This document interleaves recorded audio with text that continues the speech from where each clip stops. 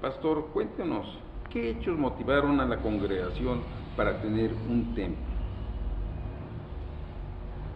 Bueno, creo que toda congregación, desde el momento que tiene vida, espera tener un lugar donde reunirse. La misión se reunía en dos departamentos, en dos salas de dos departamentos de unas viviendas en la Avenida Patria 298, las cuales las familias que las vivían ahora habían conocido a Cristo escasamente 6-8 meses antes y ahora las prestaban para que ahí se tuvieran los cultos. Cuando la iglesia se organiza, no tenía ni terreno ni templo. El fondo de la iglesia eran 400 pesos mensuales y eso era todo lo que se reunía. Pero cuando yo me preguntaba, bueno, ¿y cómo va a sostenerse la iglesia? ¿Cómo me van a sostener a mí? No sé, y hasta la fecha no tengo la respuesta, pero sí puedo decir que nunca faltó un solo centavo, que siempre me pagaron lo mismo que yo recibí en la primera iglesia bautista de México, que yo ni sabía cuánto me iban a pagar, porque nunca pregunté, simplemente sentí que era el llamamiento de Dios a ir a Betel y me fui. Pero Dios siempre ha provisto y ha provisto lo necesario. A poco tiempo, escasamente 2-3 meses, Dios nos ofreció frente a la misión un terreno de 300 metros cuadrados. Pudimos comprarlo a base de ofrendas, a base de vender cosas, a base de muchos esfuerzos. Dimos el enganche y luego nos comprometimos a pagarlo en un año. Y así fue como se estuvo haciendo. La primera ofrenda que se recogió en trabajo fue de una hermana ancianita que cortó todo el epazote que había en el terreno, lo llevó a Santa Julia y trajo la primera ofrenda de 30 pesos, que era la venta del epazote. A partir de entonces nos empezamos a reunir. Nuestro primer templo fue maravilloso. Las paredes de los vecinos, de un lado, del otro lado, de atrás, y esas eran nuestras paredes. Pedimos permiso y nos permitieron poner unas tiras de madera para sostener láminas de cartón, que era nuestro gran techo. Al frente, un hermano de la iglesia ahora, con material desechable, puso un ventanal y una puerta, y eso era lo que nos daba nuestro templo. El piso de tierra, las sillas de madera que se compraron, que cada uno de los hermanos compramos en Santa Julia, precio de 20 pesos, y teníamos ya nuestras sillas. Eso sí, una zona del púlpito que los hermanos pusieron, con una alfombra, con un púlpito que fue nuestro primer púlpito. Así tuvimos nuestro primer culto a los 4 meses de haber salido de la casa. Pero el tiempo transcurrió, la iglesia creció y llegábamos para celebrar el primer año de vida. Fue cuando tuvimos la primera decisión de empezamos a construir ese terreno. Nunca vamos a poder tener más de 220 gentes, porque el terreno no lo permitiría. Entonces, eso fue algo que nos hizo pensar, pero no encontrábamos solución. Un día venía yo caminando hacia la casa, que me quedaba a 5 o 6 cuadras del templo, o del lugar donde estábamos, y pasando por la avenida Escaposalco, vi una casa muy vieja, una casa viejísima que se estaba cayendo, y decía se vende. Un letrero ya todo deslavado, sucio, pero todavía se podía leer el teléfono de informes. En la esquina de Avenida Clavería y Avenida Escaposalco hablé por teléfono y me dijeron, sí, cómo no, es un terreno de 720 metros cuadrados, tiene ya casas muy viejas, atrás era una fábrica y ya no tiene techos ni pisos, solamente están las paredes. Pero le vendemos esto y queremos 125,000 pesos. Un sueño que era imposible de alcanzar. Le pasaba yo, la señora Mercado vivía junto a la casa que teníamos nosotros y le platiqué todo.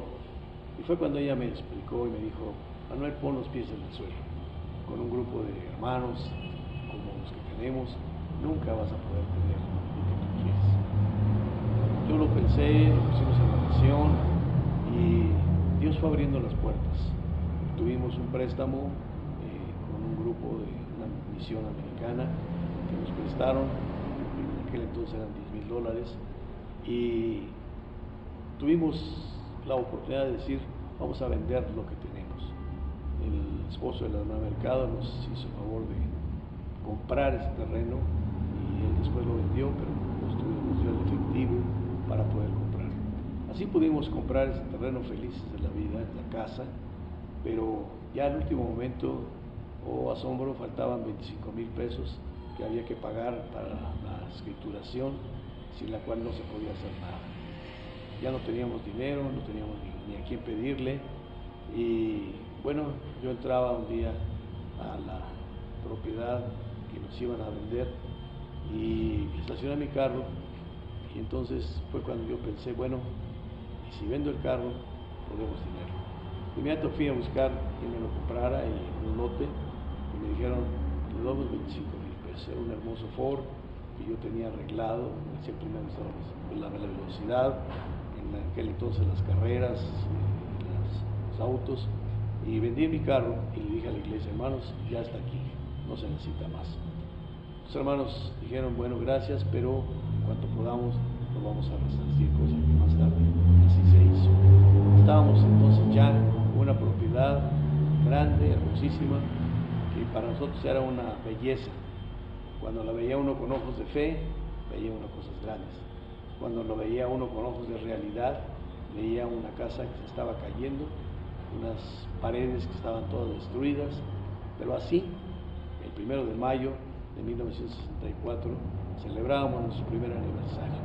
Habíamos limpiado lo que era la casa vieja, la habíamos pintado, la habíamos arreglado y habíamos aprendido como la gente le denominaba a su alrededor. Era la casa de los vampiros. ¿Por qué? Porque en alguna ocasión la habían rentado para una agencia de películas y le habían salido esa película, La Casa de los Vampiros. Bueno, dijimos qué mala fama, pero Dios la cambió por la buena fama. Poco tiempo tiramos esa construcción y empezamos una campaña de evangelismo con un lema que decía, ¿es usted feliz? Y entonces tuvimos una semana películas todos los días. Al fin de esa semana tuvimos 214 producciones de fe. Había ya nuestro mensaje llegado a muchos lugares.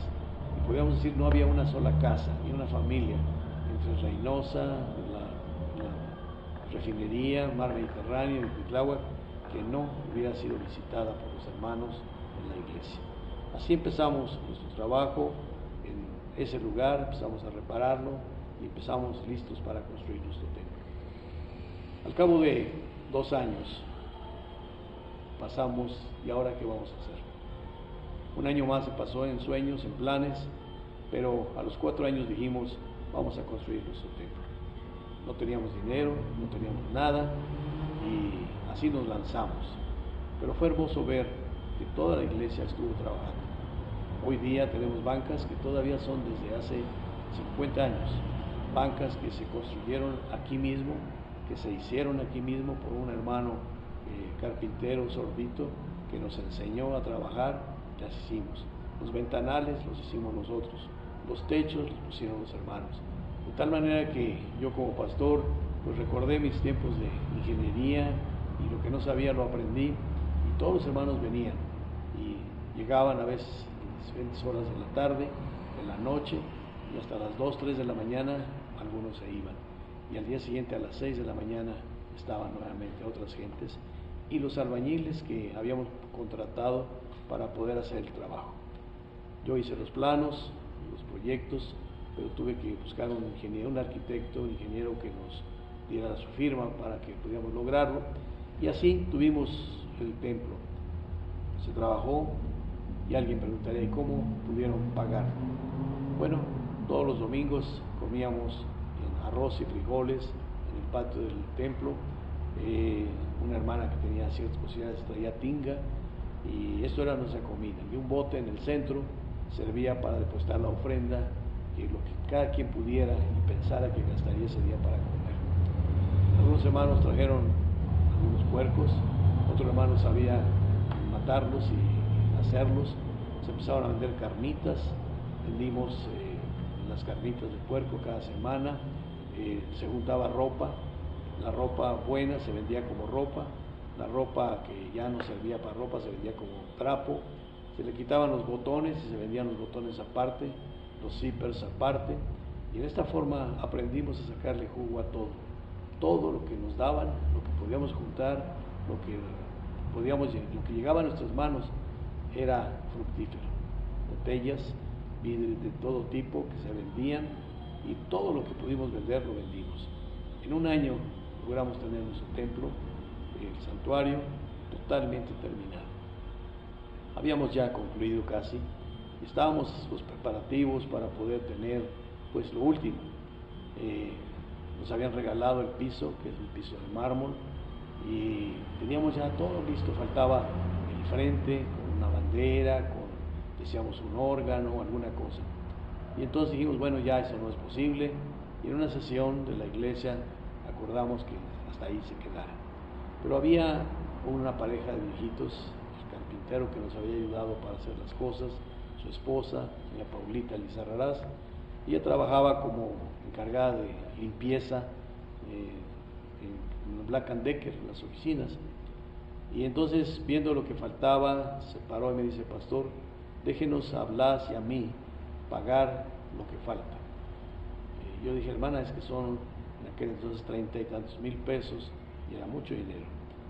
¿Y dónde los va a sacar? Me dice, es que yo puedo pedir mi retiro y es más o menos lo que me van a dar de retiro. Dije, hermana, no, porque era un par de ancianos, vivían en una casita alquilada en una vecindad, un cuarto, y eran realmente muy, muy pobres, y el hermano ya no trabajaba porque estaba anciano y sordito, y hacía algunos trabajos, pero ya no se sostenía. Yo le dije, no, y la iglesia dijo, no. Pero me recuerdo muy bien la actitud de la hermana, cómo enojada se para y le dice, pastor, no nos quite el privilegio de ser bendecidos por Dios. Yo aprendí nuevamente cómo muchas veces uno cree que las cosas se hacen bien y estorba a Dios. Y le dije, sí, hermana, si usted quiere hacerlo está bien. Sí, claro que sí. La hermana fue a su compañía, pidió su retiro, sorpresa, eran gentes cristianas de Black & Decker, y dice, ¿para qué quiere su dinero, doña Paulita? Pues simplemente porque lo voy a regalar a mi iglesia. Y le dijeron, pero se va usted a quedar sin nada, ¿cómo se va usted a sostener? Le dijo, no importa, mi Dios me sostendrá. Bueno, ella dice que parte de ese dinero lo recuperó por donativos de los mismos compañeros de trabajo, que al ver su liberalidad y lo que quería hacer, la querían mucho, le ayudaron, pero el resto todo lo entregó. Como corolario de esta anécdota, se puede decir que al año o año y medio la hermana pudo comprar un terreno con lo que le sobraba en una colonia pobre, pero una colonia cercana. Su esposo empezó a construir, y entre varios hermanos que también ayudaron, pero ella tuvo al cabo de un año o 2 años una casita sencilla de 2 piezas en donde vivieron hasta que el Señor los llamó a los 2. No les faltó nada. La iglesia también ya después ayudó en algunas formas para su sostén. Pero es donde podemos ver, dando es como recibimos. Cuando sacrificamos algo, Dios no lo necesita, pero nos enseña muchas cosas.